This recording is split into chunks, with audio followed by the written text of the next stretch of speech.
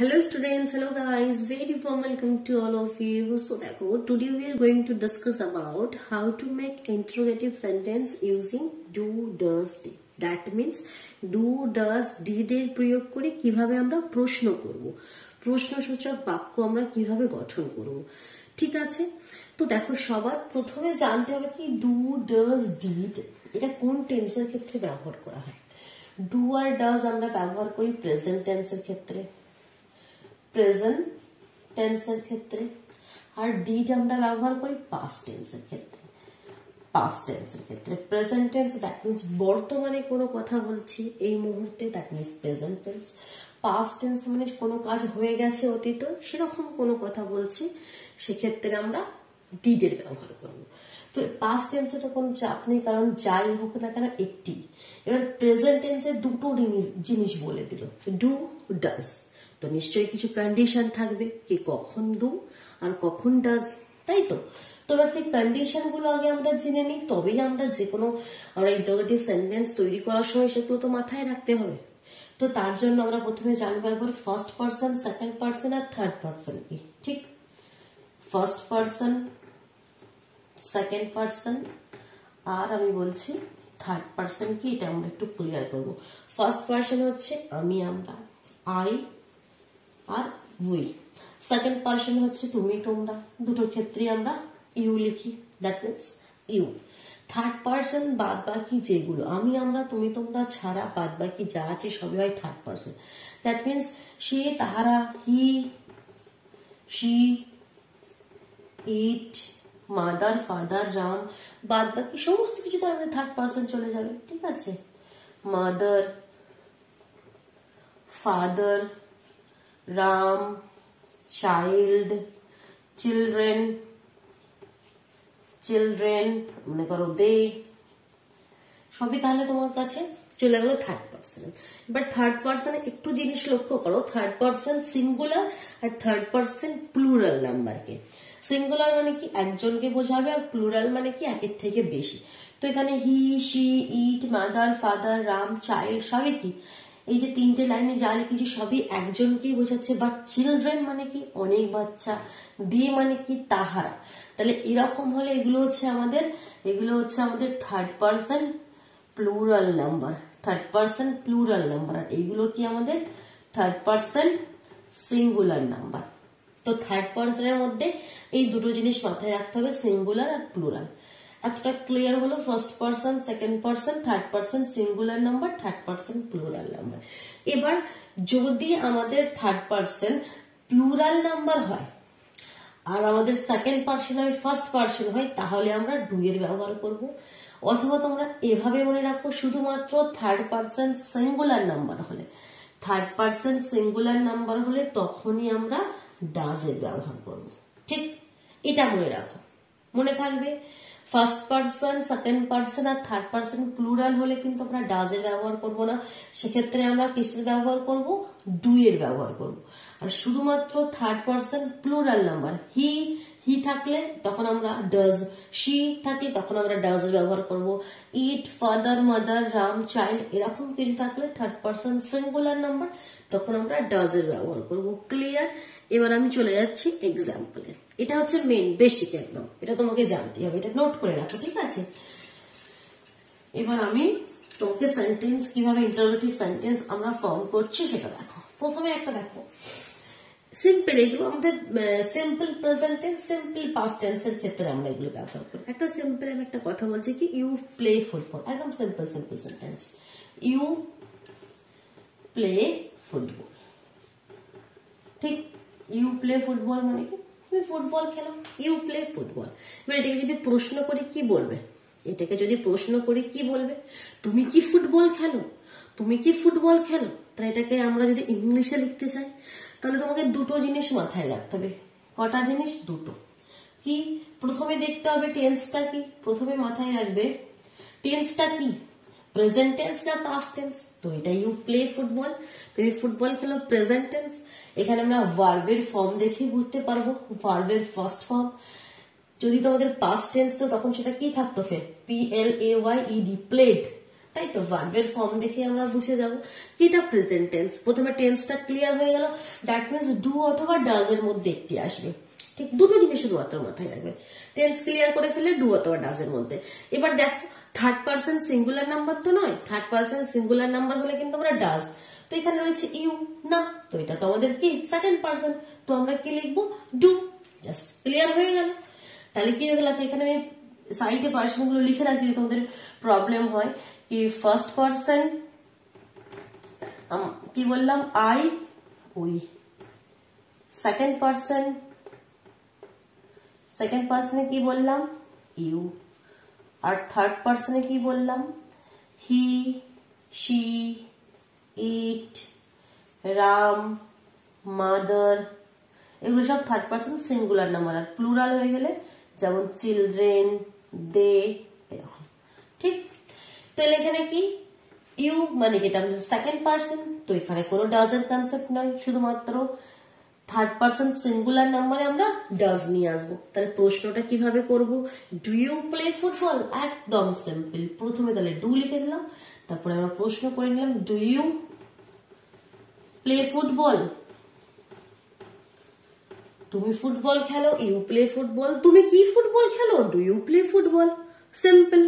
যদি এটা আবার পাস্ট টেন্সে প্রশ্ন করতাম ডিড ইউ প্লে ফুটবল, তুমি কি ফুটবল খেলতে, এটা যদি পাস্টে আমরা প্রশ্ন করতাম কি লিখতাম কি did you play football, same হতো, খালি ডিড, আর ডিড মানে বোঝাতো কি পাস্ট টেন্সের কথা, ডিড ইউ প্লে ফুটবল, তুমি কি ফুটবল খেলতে।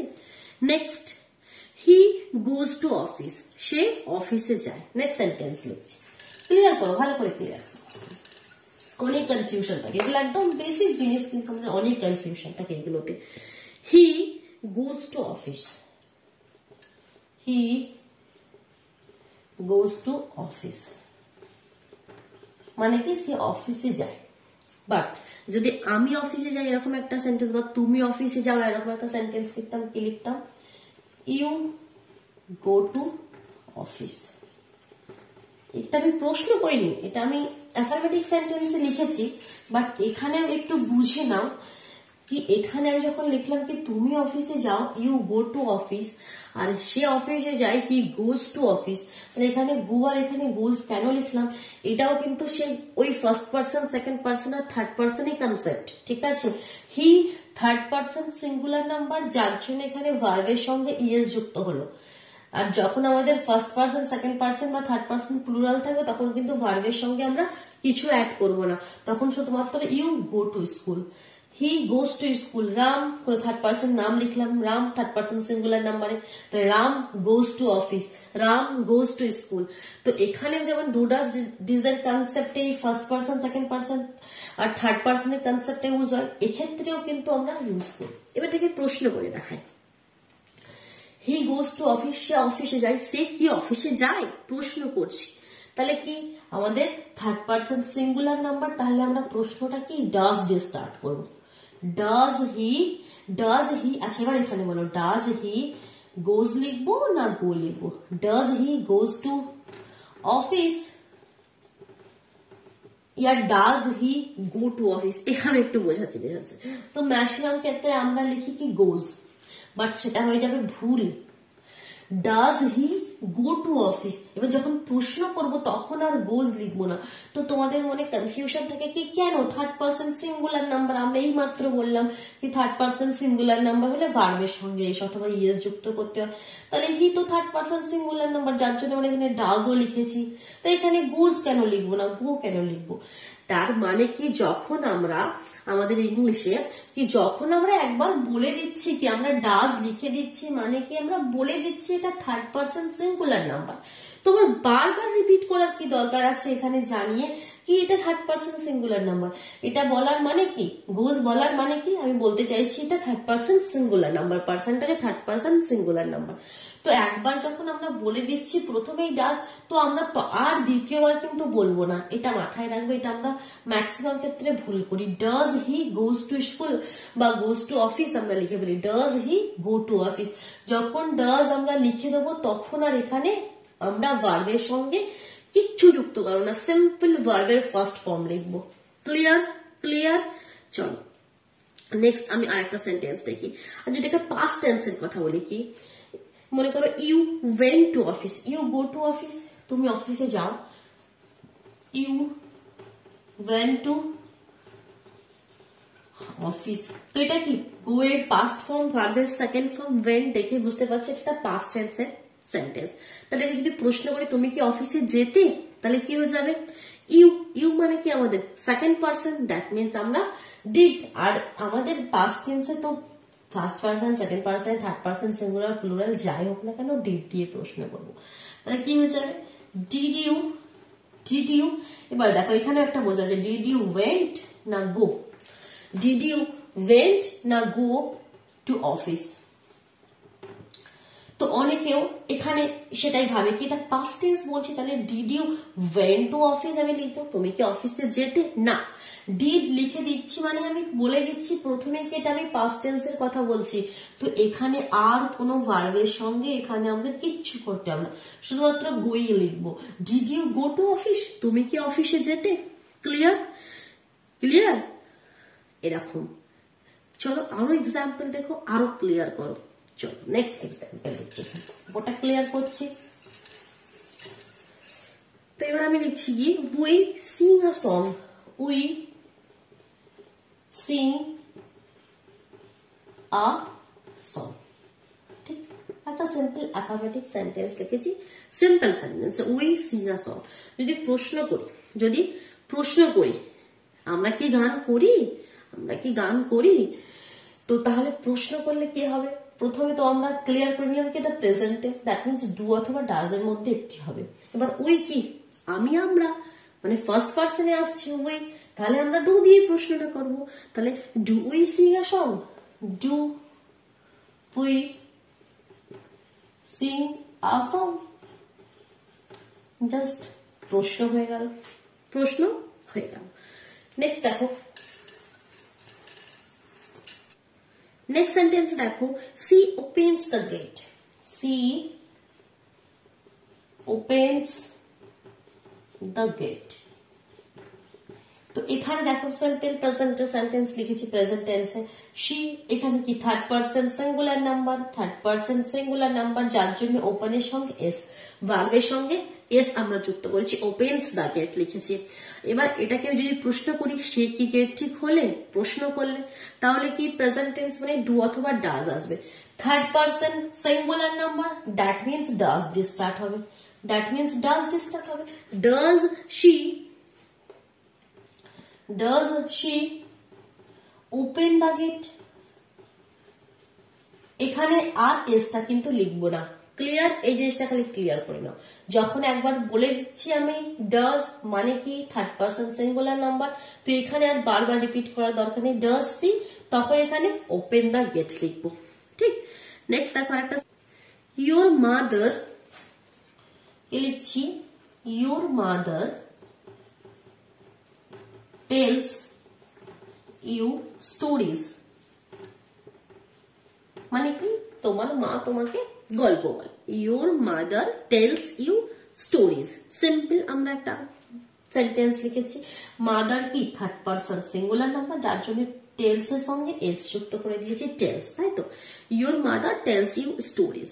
এবার এটাকে যদি প্রশ্ন করি তোমার মা কি তোমাকে গল্প বলে, যদি প্রশ্ন করি তাহলে কি third person singular number do অথবা এখানে ডু মানে প্রেজেন্ট টেন্স ডু অথবা ডাজ দিয়ে স্টার্ট হবে, আবার থার্ড পার্সন সিঙ্গুলার নাম্বার মানে কি ডাজ দিয়ে স্টার্ট হবে। তাহলে ডাজ, ডাজ ইয়োর মাদার, এবার এখানে আর টেলস হবে না, does your mother tell you stories.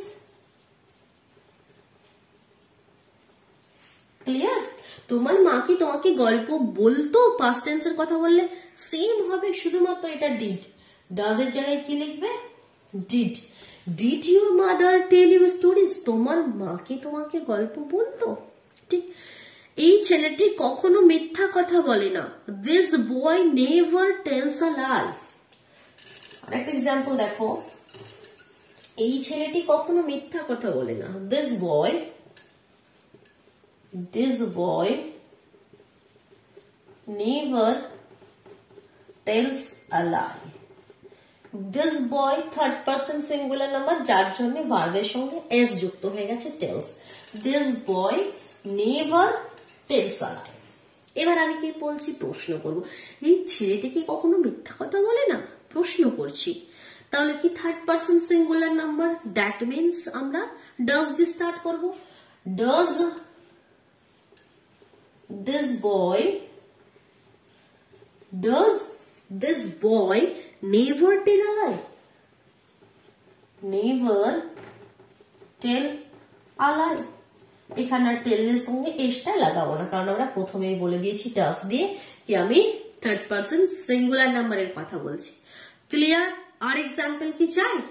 আশা করি তোমরা বুঝতে পেরেছো। এবার একটি আমি অ্যাফার্মেটিভ সেন্টেন্স লিখে দিচ্ছি, সেটাকে তোমরা ইন্টারোগেটিভ, দ্যাট মিনস প্রশ্ন করে দেখানো, প্রেজেন্ট টেন্সের ক্ষেত্রেও বা পাস্ট টেন্সের ক্ষেত্রেও।